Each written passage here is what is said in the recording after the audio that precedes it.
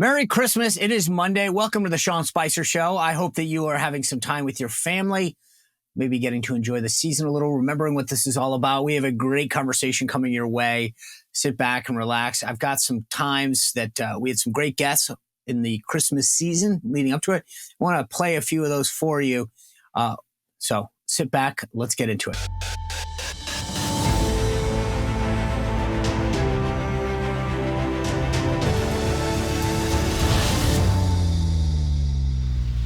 All right, folks, I hope you're enjoying Christmas Day. Welcome to the Sean Spicer Show. This is my gift to you. A great episode here on Christmas. I want to lead it off with a recap of the conversation that I had with Congressman Jim Jordan, the chairman of the House Judiciary Committee, breaking down where we are on the impeachment. Here we go. Chairman, thanks for coming back. Always good to see you. So just give me a sense of where we are. 4 days that Congress is going to be in session this week. What should we expect vis-a-vis the impeachment query before you guys leave town? Well, we expect to vote. We expect it to pass. And of course, the reason you do that is when the full House goes on record with a majority supporting an impeachment inquiry, we think it just helps us get the key witnesses we need to talk to. We think they come in quicker, faster. I mean, we're having a good conversation with their lawyers. We just think we get them in for the deposition in a more timely fashion. And then certain documents we need, if we ever have to go to court, it helps us with our standing in court because, as you well know, the impeachment power is a power solely that resides with the House of Representatives. And if we've made a vote of a majority of the House to move in that direction, that just carries a lot of weight. So that's why we're doing it. And we think that's going to happen as early as tomorrow. So you're down to 3 votes because Congressman Santos is off on Cameo making a boatload of cash on videos. There were a bunch of holdouts before when this was initially discussed. What makes you think that they have shifted over to support an inquiry? Because we have so much compelling evidence already. I mean, we need to talk to the rest of Hunter Biden's business partners. We need to talk to Eric Schwerin. We need to talk to Rob Walker. We need to have Tony Bobolinsky and Jim Biden, his uncle. We need to talk to the guy, Kevin Morris, who paid a bunch of Hunter Biden's taxes, $2 million. So we need to talk to those folks, but we already have compelling evidence. And I tell folks all the time, I think this story is pretty basic. It's really as old as the hills. You got a politician who does certain things. Those things benefit his family financially. And then there's an effort to kind of sweep it under the rug and conceal it. And of course, that effort to conceal it was largely David Weiss and how he handled the investigation into Hunter Biden. But I think that's the story. And you look at the evidence, particularly with this Ukrainian energy company, Burisma, where Joe Biden, after getting a call from his son, goes to Ukraine and leverages your tax dollars, your viewers' tax dollars, American tax dollars, to get the prosecutor fired who was pressuring the executives who run this energy company, Burisma, in Ukraine. So there's the action that benefited Hunter Biden because he was on the board of Burisma, this energy company. So how much last week we saw Hunter Biden, another 9 charges come out against him, 3 felony charges for not paying up to $1.4 million in taxes. Yeah. I feel like that helped a lot of members come on board because Joe Biden had said, my son has done nothing wrong. I knew nothing of this. He's the greatest and smartest guy ever.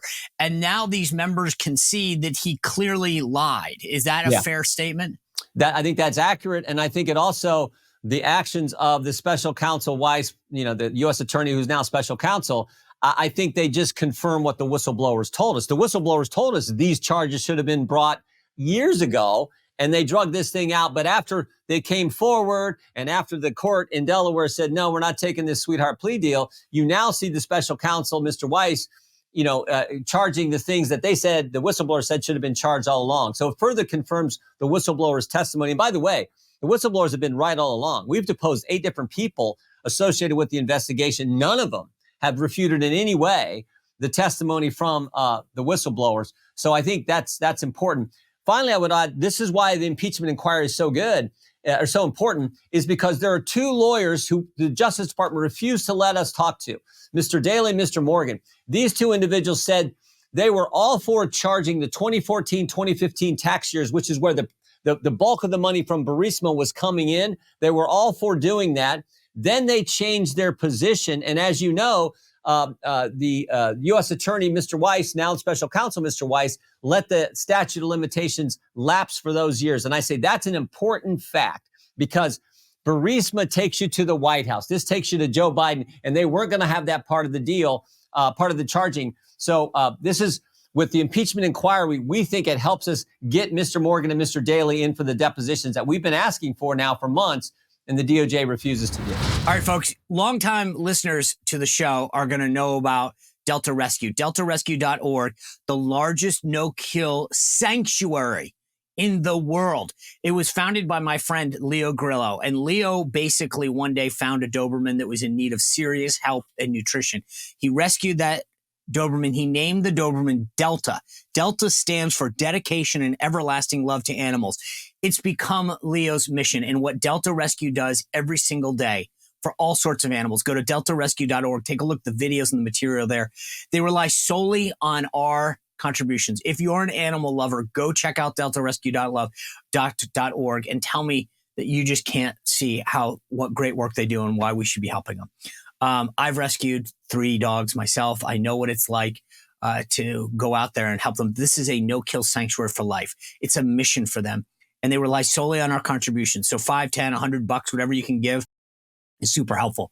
But more importantly, Leo wants to make this an enduring cause, something that we don't have to worry about just funding month to month, year to year, forever, to make sure that the work of Delta Rescue lives on. They've got an estate planning package on their website, deltarescue.org. Aside from the videos and all the testimonials, go check out that estate planning guide and see if you can make it part of your enduring mission when you pass to make Delta Rescue part of your estate planning. Check it out, download it. It's all free. They can help you walk through it. Please visit deltarescue.org. If you're an animal lover like me, you're going to want to do this. Thank you. So a lot of the reports that I've read have said that you guys are constructing this in a way that you believe the courts will have to intervene. Is that a fair analysis of what's happening? We just think that if typically there's something that gets challenged in court, we look at some of the correspondence we've got from Hunter Biden's lawyer, Abby Lowell. We just think it makes sense to take this next step. Again, not required in the Constitution, but most impeachment scholars, someone like Mr. Turley, in fact, would say that it helps if, in fact, there is a vote of the full House. So we think for all those reasons, it's important to have this vote. And we think we're going to win on it tomorrow. So last time when the Democrats did this, Republicans called it an illegitimate inquiry. Is having the vote crucial because it flips the tables and says, okay, guys, we did exactly what you wouldn't. We now have the authority. And if that does pass and it's cemented, is there any further hurdles? I mean, getting these 2 attorneys, for example, does that then make it very clear in terms of precedent that there's no obstruction that they can We put think forward? so. Yeah, and it's a good question, Sean, because again, we are sort of following the same kind of process that the Democrats followed. They initially started an impeachment inquiry at the request of then Speaker Pelosi. Then there was an actual vote to move into, and have a vote of the full House. And they were able to pass that. And then they moved through and they actually then brought articles. Whether we bring articles or not will depend on what we find. I do think, though, that the case is already pretty darn compelling. And I presented a lot of this information along with Chairman Comer and Chairman Smith to the conference last week. And again, I think we're going to have the votes to pass it. And then right now in the Rules Committee, they're looking at the resolution that would set up the whole process for moving forward with the inquiry. And it's exactly the same rules that the Democrats had 4 years ago when they did their crazy impeachment of President Trump. So you guys have 3 committees looking into this. Your committee, the Judiciary Committee, Comer, you mentioned he's got House or the Oversight Committee, and then right. Chairman Jason Smith has the Ways and Means Committee. Walk us through kind of what the jurisdiction is and what each committee will look at. We've primarily focused on David Weiss's investigation. So we've talked to 2 FBI agents. We've talked to a number of people from DOJ. We've talked to the U.S. Attorney in Washington, D.C., Mr. Graves, and we've talked to the U.S. Attorney in California, Mr. Estrada. So we've done that. We need to talk to Morgan and Daley, and then we will help with the Oversight Committee, who has been focused on the business side of things, which is we will help them in the depositions of Mr. Schwerin, Mr. Walker, Mr. Bobolinsky, Jim Biden, and Kevin Morris, the people who were involved in a kind of a real close way with Hunter Biden's business operation. So we will help with that. And then, of course, the Ways and Means Committee has focused primarily on the 2 whistleblowers, Mr. Shapley and Mr. Ziegler, who came forward. And I've said, as I've said many times, their testimony has not changed. The White House's story has changed multiple times. The Justice Department's story has changed multiple times. But the 2 whistleblowers They've been in the hearing, stood up to 4 hours of cross-examination from the Democrats in the Oversight Committee. Their story has not changed. Their testimony has not wavered because they're telling the truth. And every deposition we've done has further validated what Mr. Shapley and Mr. Ziegler have brought forward. All right, folks, now more than ever, it's smart to be ready in case of an unpredictable health emergency, right? Now more than ever, imagine that a health crisis strikes and the usual channels for medication are disrupted. Sound familiar? Hello, 2020. That's where contingency medical comes into play, providing you access to emergency packs of antibiotics for ordinary ailments like urinary tract infections, ear infections, strep throat, and so much more. Think about being ready for that unexpected that we all know is potentially around the corner. Contingency Medical even has symptom management medicines for everything from nausea to diarrhea, motion sickness, ensuring that you're up to date. You need to be ready in case something bad happens. You don't want to be running around trying to find out that everyone at pharmacy is out of something that you can't get in touch with your doctor. I've got some free samples of their Ready Pack Plus. I know that if something happens, I'm ready to go. Contingency Medical also offers free shipping on all packs. Prepare yourself and your family in case something goes wrong. So don't wait. Go to contingencymedical.com/Spicer now and enter promo code Spicer for $20 off. $20 off your pack. Any pack that you pick at Contingency Medical, right? So go to contingencymedical.com/Spicer. Use that promo code Spicer. And remember, Contingency Medical and its products are not intended as a substitute for professional medical treatment or advice. You should always consult with your healthcare provider. So one of the things that has come out over the last couple of weeks are these loans. And yet the White House's pushback is, yeah, they were a loan and we're just paying them back. The thing that I find interesting is when you give someone a loan, even if it's a family member, you would write that down. I give Jim Jordan $5,000. He agrees to pay me back even without interest, but I'd want something from you. I trust you. You know that. But I'd want something that shows that I made that transaction. How important is it to establish that there's a lack of transparency on this, and that if it's a loan, show me something that an email, something that shows that there's a loan happening. Right. Because right now that seems to be the missing piece from the Democrats' argument. Yeah, no, they would argue, well, we wrote loan repayment on the check, so that covers it all. That's their defense. So no, you're exactly right, and the American people get this. But but can I just real quick? There's one of the things that I heard that's really interesting is either it's a loan. To your point, like maybe there's no. Let's just say hypothetically, it's all on the up and up. He loaned him $40,000 or $100,000 or whatever it was, and he wrote it back. Fine. Then then by law, by IRS standards, that's taxable funds because it's over the $17,000, right? So it's got to be one or the other, right? Yeah. No, I agree. I don't think they can prove it. That it was really a loan. No one has produced any evidence, and they just say, "Oh no, it was." We just take our word for it, kind of approach. That I don't think that's going to fly with the American people, particularly when you couple it with everything else, where Joe Biden said he had no involvement with his son or his son's business partners and associates. Well, then we find out there's multiple dinners, multiple phone calls, multiple meetings he had with Hunter Biden and the people or his partners and people he did business with. And of course, the most important one is the meeting he had with the wealthiest woman in Russia, Miss Baturina, who then meets with Joe Biden, has dinner, and then somehow she escapes the sanctions. I mean, the timing of that is really amazing. $3.5 million comes from this lady to Hunter Biden and his business partners. And then a week later, Russia invades Crimea. This is February 2014. And then 2 weeks later, there's the sanctions. She is not, Shazam, she's not on the sanction list. And then the month later, in April of 2014, Hunter Biden gets put on the board of Burisma. That meeting takes place in Italy with Zolochevsky, the head of Burisma. And guess who's also at the meeting? This Russian woman. This Miss Baturina. Like that seems strange to me. That's when this whole thing started to roll with this influence issue that they were doing and selling the brand. So I find that interesting. And Joe Biden's in the middle of all that. And he told us that he had nothing to do with it. So again, multiple times the story has changed. But so I think the country has already kind of figured this out. But we want to get these last few witnesses in and get their depositions under oath. But don't you agree that I think that the point that I'm trying to make to you is the following, which is let's just assume that everything you just laid out is a coincidence. Okay. Yeah. The loan, if it's not a loan, is therefore then a violation of tax law. You didn't pay taxes on it. Yep. So it's got to be one of the two. And therefore, say to the Democrats, pick your poison. Which law did you break? You get to pick, because either you violated this or you violated tax law. But I think that, we lay out this exactly what you laid out. And some people say, well, that's all coincidence. Fine. Then it must be another violation. But the point is that they have to choose which poison they want to take. I think that's a compelling case. They did one or the other, but it can't be none.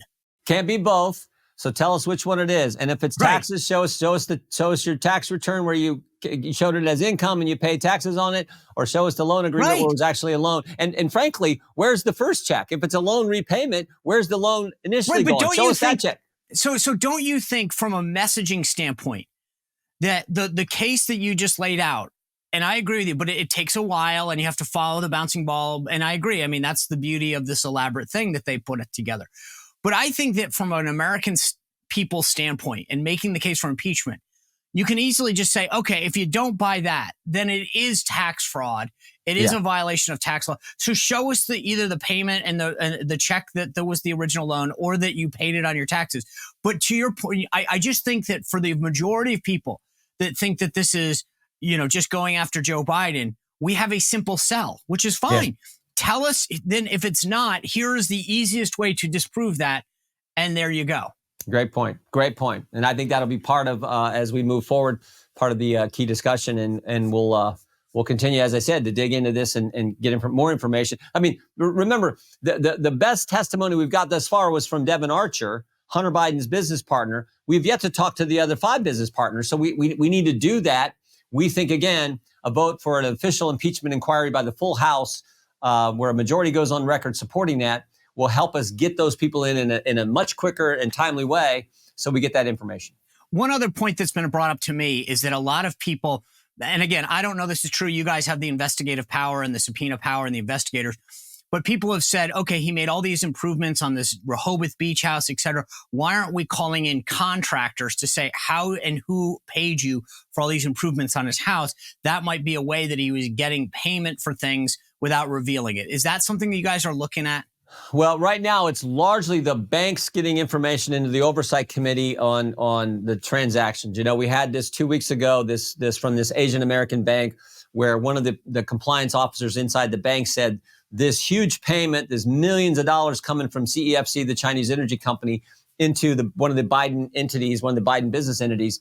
It raises all kinds of concerns. I thought the key line in there was where this compliance officer said that, China is trying to influence children of politicians in the United States, trying to gain influence on them. So in some ways we say, oh, this was always Hunter Biden shaking down these. Maybe it was going the other direction. This is foreign interests trying to have influence with important people in our country, which is really scary, particularly when you're talking about an energy company associated with communist China. So I got 2 more things to get to you. The first is, give me a timeline. So this inquiry passes the floor and it moves forward. When, would you expect a final vote on an impeachment to happen? And do you think that even if it passes the House, that there's any chance it moves into the Senate? Well, I think it's driven by the key people we need to talk to. Now, we're talking to Leslie Wolf, who was the assistant U.S. attorney, talking to her, on Thursday. We think that's an important interview. And then we have these folks who did business with Hunter Biden. We think those all happen in early to mid-January. So I do believe at some point we will have the evidence we need to make a final decision. And we'll just look at all the evidence, look at all the facts and say, are we moving forward with articles? Is it a bribery? Is it an abuse of power? Is it obstruction? What are the charges if, in fact, we move forward? And we will have to make a decision as a House of Representatives on whether we're going to go forward with actual articles. And if the evidence is there, we'll do it. If the evidence isn't, we won't. But what I do know is thus far, I think the evidence is already pretty darn compelling when you lay out the Burisma timeline and the actions he took as vice president. And then I think that pattern continued, that influence peddling pattern continued, because they saw a lot, wow, what a deal. And they kept it going. The scary thing is that line in that from the compliance officer talking about foreign countries trying to get influence over politicians by giving sweetheart deals to their kids. That's scary because that happens in 2018 when China may have been thinking, oh, Joe Biden may be the next president. Let's do this. So that's scary. So I think this pattern we already sort of have, but we want to talk to these last few people. All right, last thing I got for you. This week, the House is supposed to vote on the National Defense Authorization Act. Section 702 of FISA, that foreign surveillance, is currently in the bill as an extension through April. Where do you come down on this? Do you think it's going to pass with that in it? I don't know. I'm opposed to that. I'm opposed to adding the FISA, that 702 language in there. We have a bill that came out of Judiciary Committee 35-2, where we actually think we protect Americans' liberties. We have a warrant requirement. If you're going to go fishing around and use Sean Spicer's email address or your phone number and query that in this database, we think they should have to go to a court, go to the court and get a warrant to do so. We don't think you should be able to use identifiers of U.S. persons to go fish around in this big database that they have. Other people disagree with us, but the Judiciary Committee, which is the committee of primary jurisdiction, particularly when it comes to fundamental liberties and how our court system operates and how the FBI operates, we had a overwhelming bipartisan vote in favor of protecting your rights and enforcing the Bill of Rights and the Fourth Amendment, for goodness sake, when it comes to American people. Okay. Chairman Jim Jordan, thanks for sharing the insight with us. Good luck with everything, and Merry Christmas if I don't see you before the holiday. All right. We also got a chance to catch up with Ron DeSantis, the governor of Florida, while we were out there in Alabama. Here's what he said about his debate performance and what he thinks he needs to do. How are you? Hey, good to see you. Just tell me, how did you do last night? What do you think, and is it going to move the needle? It was great. I mean, I think that you continue to have a smaller and smaller debate stage, and I think it's gonna get even smaller when we go into January, and that's ultimately what we need. I mean, to have 7 or 8 candidates was not going to work. You get it down to 1, 2, or 3, then we're in business. You want to debate again, just you and Haley, maybe? I would do that 100%. Yep. And just to be clear, you said last week on Meet the Press, Iowa, you're all in. You got to win there? We are going to win there. I think that gives us a springboard, but I think that we have a plan where you got to compete all across the country. The goal is to win a majority of the delegates. People have won Iowa and haven't won, and vice versa. So, but as you know, these things are dynamic, and so anytime you can do something like that, it creates momentum and whatnot. But we are going to just keep accumulating delegates. That's what you got to do. Be safe. Thank you. We also had a chance to catch up with Vivek Ramaswamy. He was on fire on that debate stage. He really laid out what he wanted to get accomplished in the debate, how he thought he did, and his path forward in the race. Take a listen. Good morning. Good to see you. Wow, you are up early. Yeah, it's all right. I like to be up early. Are you an early guy? I'm an early and late guy, both. I mean, how late were you up after the debate last night? Probably about 1. Yeah, I saw you doing a bunch of the interviews. And then what time did you get up this morning?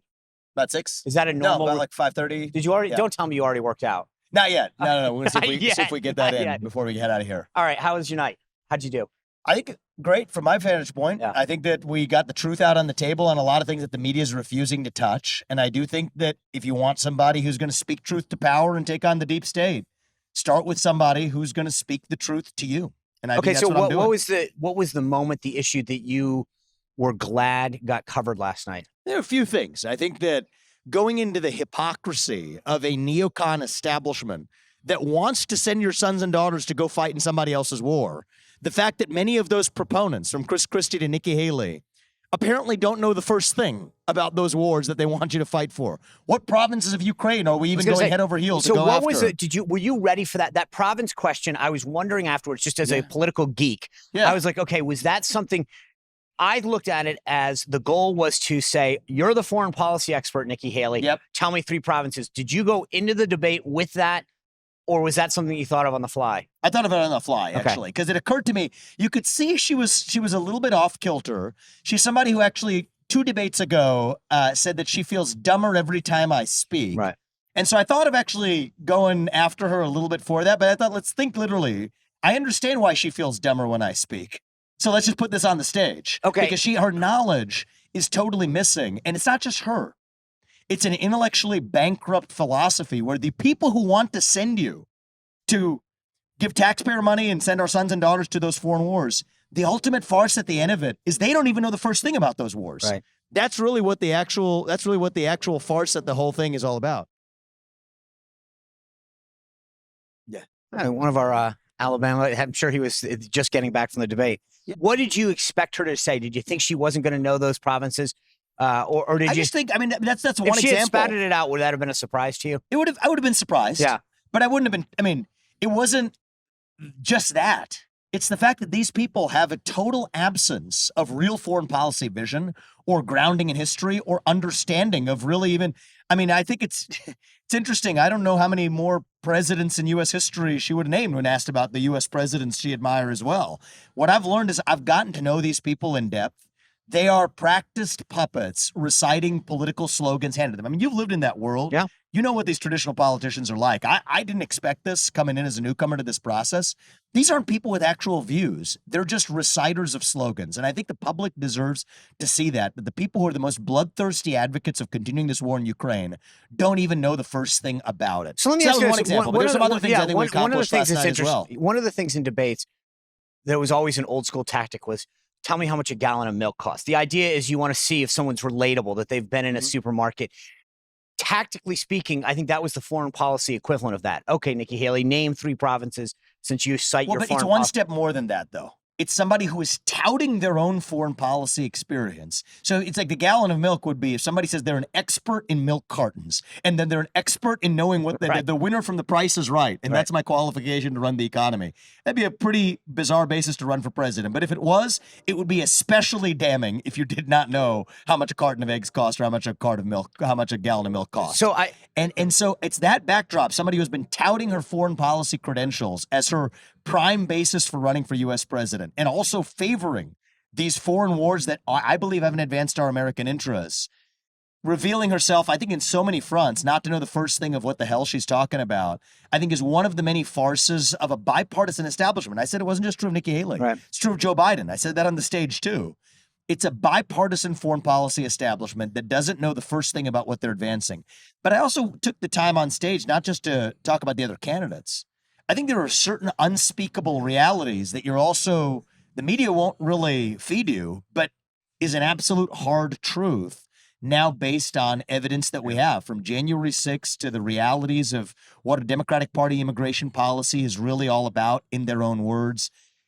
These are things that the media said you can't speak. Do you think you spend enough time? The thing that continues to amaze me in these debates is how much time. Look, I am a Republican through and through. You would make a much better president than Joe Biden, Chris Christie, Nikki Haley, Donald Trump, Ron DeSantis. Hell, that guy that just got escorted by us would probably make a better president than the Joe average Biden. person off the street certainly would. But I cringe sometimes on the amount of red on red that we do to each other versus debates. I get it. But my point last night was that I sat around watching what happened the other day on Capitol Hill with these Harvard presidents. I look at what's happening in Ukraine, in China, all over the world, domestically, here at our border with the number of Chinese migrants, military-aged men lined up. And I'm going, are we spending enough time prosecuting the case against Joe Biden during these debates? What's the mix?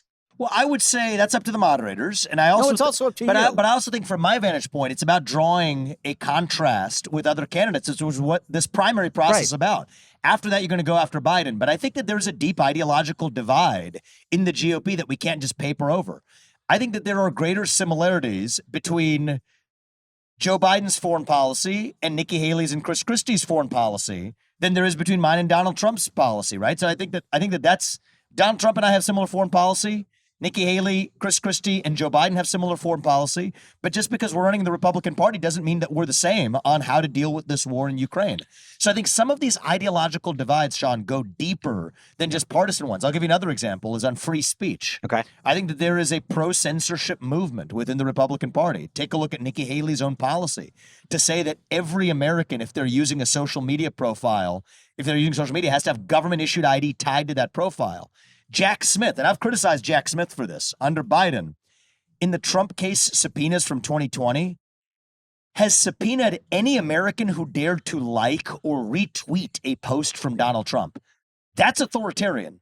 But the only thing more authoritarian than that is saying that each of those users should have had government-issued ID tied to their social media profile.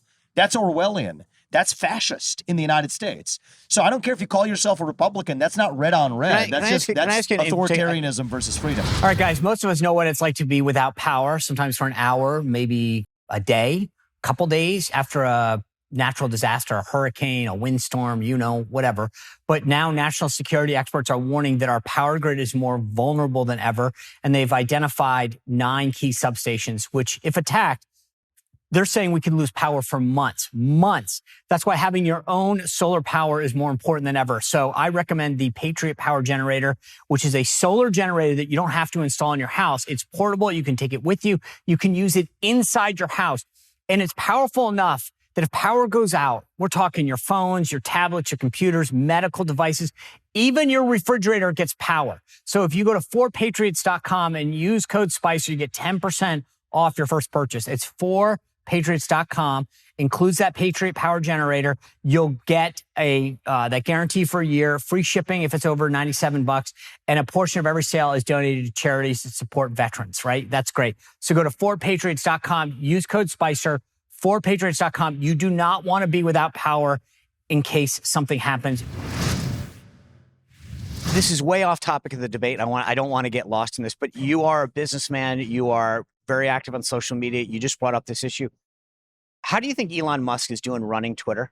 I think he's doing a great job. Yeah. The first step is you got to get in there, and it's the private sector equivalent of draining the swamp. It's an interesting fact is he fired, I don't know, over 75% of but people. From a business perspective, he's telling advertisers, I don't want you. I believe you use the phrase, go F yourself. Yep. As a businessman, is he going to do what it takes? I get philosophically, as a conservative, I think he's doing great to bring back free speech. I think one of the ways you build great companies, and I have been proud to build multiple companies myself, multi-billion-dollar companies, and Elon Musk is probably the most successful entrepreneur in the world. One of the ways you build great companies is to have a well-defined mission, a worthy mission, and then do everything in service of that mission and how you build the company. Yeah. And I think he has done that. I don't think Twitter had a clear mission before. I think it does now under his leadership. I think sometimes in the short run, you're going to have to make some trade-offs to create that long-run value. And I have full confidence he's going to do it. But I also think that every organization needs to define its own mission. Right. And the U.S. government, the U.S. federal government has completely failed and abandoned its mission of protecting and preserving the liberties of Americans here at home. So in some ways, what Elon did to Twitter, that's what I'm going in to do to the federal bureaucracy. 75% headcount reduction, count me in. 50% of that we can get done within the first month. Actually shut down agencies and bureaus that should not exist. Revive the integrity of a mission. Our founding fathers made it easy for us. The mission statement is the Declaration of Independence, and the operating manual is the Constitution. So as an entrepreneur, you have to create that from scratch. We don't need to create that from scratch in this country. Our founding fathers gave us the mission statement and the operating manual. All we need to do is actually have presidents and elected leaders who can follow it. And it's been a long time since we've had leaders who have, I think, sworn the oath to the Constitution with the intention of actually keeping it. My basic presumption is if you want to swear an oath to the Constitution, read it. Donald Trump is the best president we've had in recent history, but if you look over the last 4 decades, other than him, I think that you've had a bunch of political insiders that have made really bastardized versions of what this country was founded on. I'm going to bring back that founding spirit. As I talked about Thomas Jefferson last night, my favorite president, someone I look up to. He was 33 when he wrote the Declaration of Independence. And I think if he were alive today, the advice he'd be giving us in the Republican Party is go with somebody with fresh legs. Go with somebody who can, yes, be bold, take some risks, speak truth to power, not just when it's easy, but when it's hard. Go with somebody whose best days in life are still yet ahead so that you could see a country whose best days are ahead of itself too. That's why I'm in this race. So let me get back to foreign policy. One last question on this, because I thought what was interesting about your comments last night were how you want to approach Ukraine, right? Here's why we don't need to be involved in Ukraine, right? You made a very interesting case there. But then you were the only candidate that said that if Taiwan was attacked by China, it's in our strategic interest to defend it. Why? What, for the foreseeable future, yeah. Explain the juxtaposition there. Well, one hard answer that's just a quick answer I can give you is that we depend on Taiwan for a modern way of life. And if people don't know that right now, they should. But you could make the case that in Ukraine. No, I want to get be very specific. Okay. People understand. You probably know this, Sean, but so that anybody who's listening to this really understands what I mean. That's not metaphorical. The little semiconductor chips that power our phones, that power those lights over there, the refrigerators in that restaurant, those cars we're looking at, literally our modern way of life depends on Taiwan for our modern way of life. And if China has an economic gun to our head to say that our entire modern way of living, we'd be third world nation without access to those leading edge semiconductors from Taiwan. That is a major problem for the United States of America. And there's no similar case even close to be made for Ukraine. That's a good starting answer. And we could go much deeper than that, but that's a big difference between the two. But I can argue, I mean, U.S. policy right now is strategic ambivalence, right? So that the second, what you said right now, just if from a foreign policy standpoint, is provocative towards China, right? I've provided what I call strategic clarity instead of strategic ambiguity. Right. And I do think that strategic clarity is how we stay out of World War III.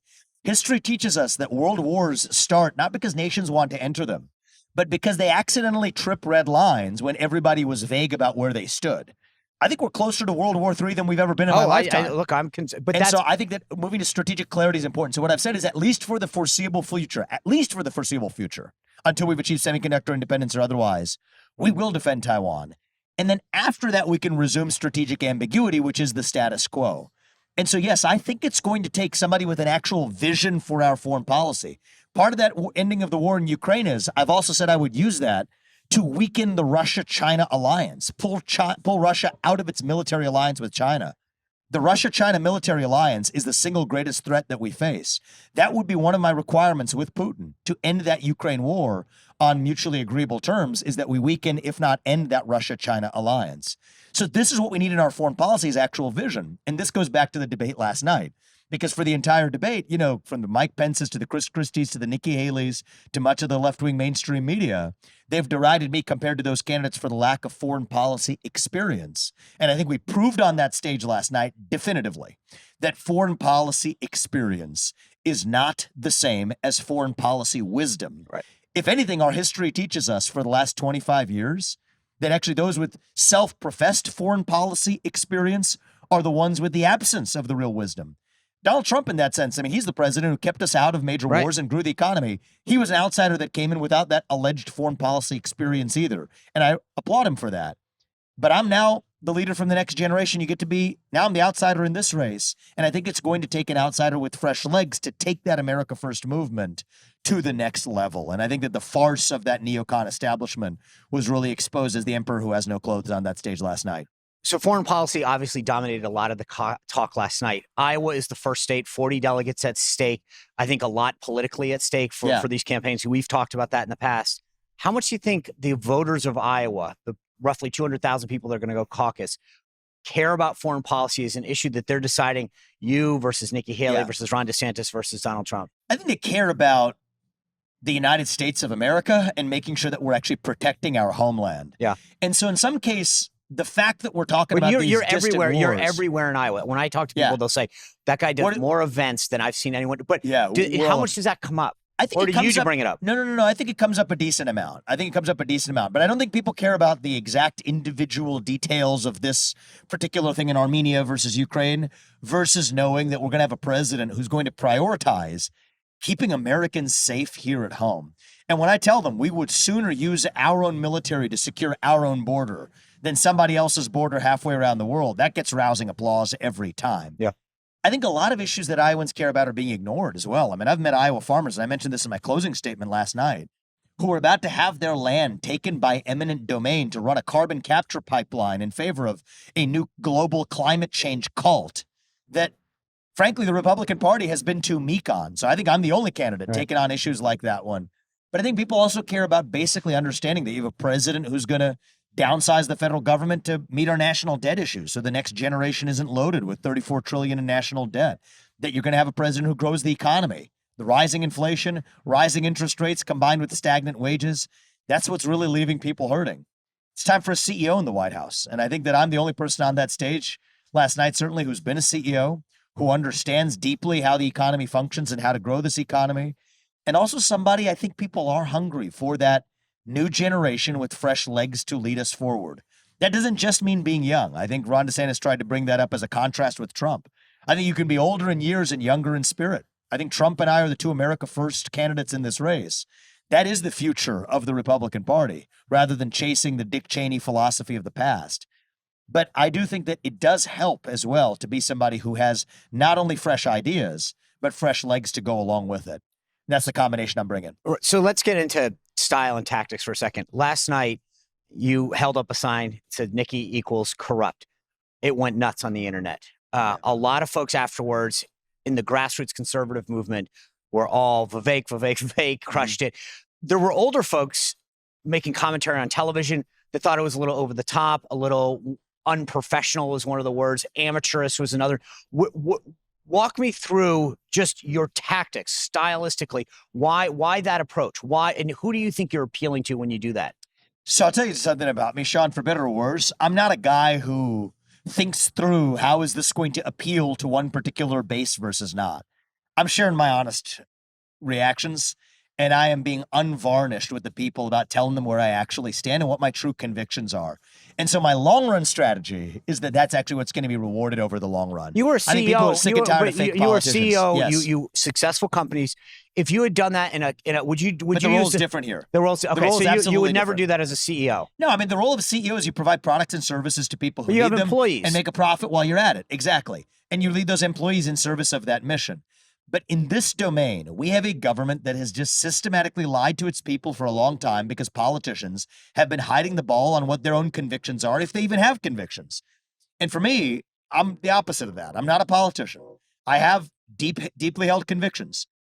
Most of them are popular, I think, with the Republican base. Some of them may not be, which they require. My job is to persuade them of those views and bring them along. And I think in many cases in this race, we have been.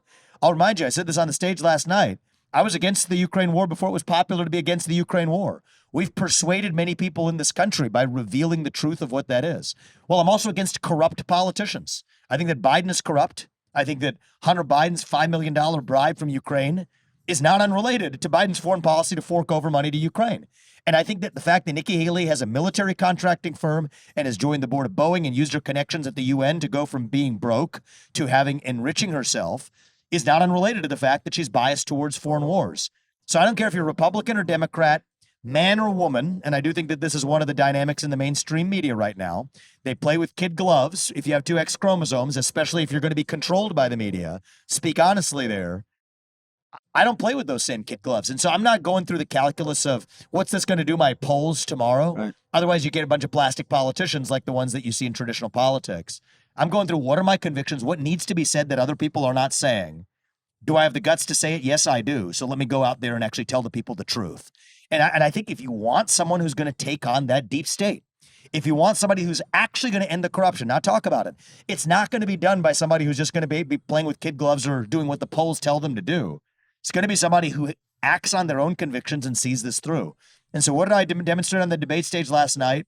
I'm not going to spare anybody who's on the wrong side of an issue, and I will praise anybody who's on the right side of an issue. I recognized, other candidates, Ron DeSantis in certain instances where he was on the right side, and I'll recognize him where he's on the wrong side of certain issues too. You need somebody who's going to speak the truth. The government has lied to its people. I said this last night. January 6th is looking increasingly like it was an inside job. Look at the videos, at least in part.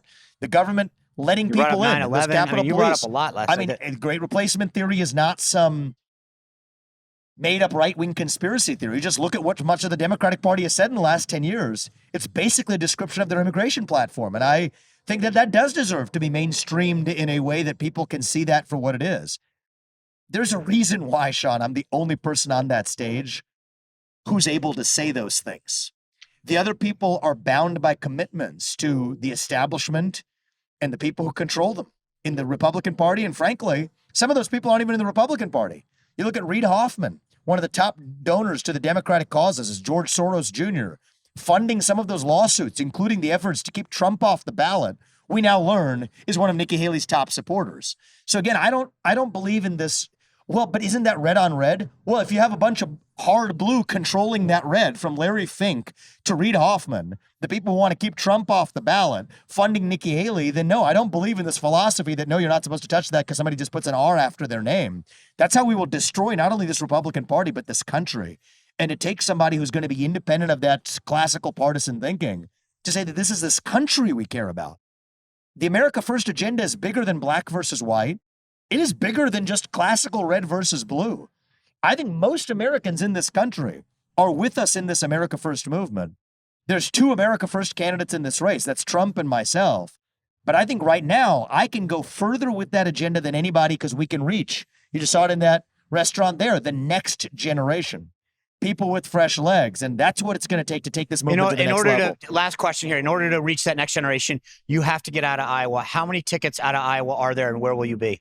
I think there will be a solid 3 to 4 tickets out of Iowa, but I think we're going to shatter expectations. What's that mean? Well, what it means is the expectations have been set really low for an outsider candidate like me. I think the polls do not capture many of our supporters. Christie's not running in Iowa, right? So it's Trump, DeSantis, Haley, and you. I mean, Christie's on the ballot. He's not going to do well in Iowa. But he's not even been. But I think coming out of Iowa and New Hampshire, this is going to be a narrowed field, and I'm definitely going to be part of it. That's what we're going to see. But so and that's going to in Iowa, don't you have to beat somebody? Yeah. So, okay. So I think we're going to deliver here's what I'll tell you, Sean. Yeah. We will deliver a major surprise in Iowa. The expectations that are set by the polling and the mainstream media narrative now, we're going to shatter that. And I think that's going to be. But give me a number. You're a businessman. Just all I want. Yeah, but I mean, if you have to do more than 10%. I'm a businessman, but not some sort of. But somebody walked into an office and said, analyst. "Hey, boss, we're going to have a great quarter." I think we'll be in the double digits in Iowa handily. Okay, handily in Iowa. All right. Double digits. No be problem. Be with safe. that. Thank you for being with us again. I appreciate that. Thank you very much. See you soon. Thank you very much. Thank you. All right, folks. Thank you for listening. Thanks for sharing your Christmas with me. Please continue to subscribe, share the show while you're gathered with friends during this holiday season. Tell them about the show. Make that another gift. Say, I got one more thing for you. Here's what I'm going to do. I'm going to unwrap it for you. Go to YouTube, hit that subscribe button for them, hit the notification bell, Rumble as well. Then say, by the way, let's go to Apple Podcasts and Spotify and do the same. That's your gift to so many people. I do appreciate all your support for the show, everything that you've done to help out our sponsors. We will be back here tomorrow. Have a great rest of your day. Well, if you enjoyed this content, make sure you click the link below to find out more, or you can go to SeanSpicerShow.com to stay up to date on all my content.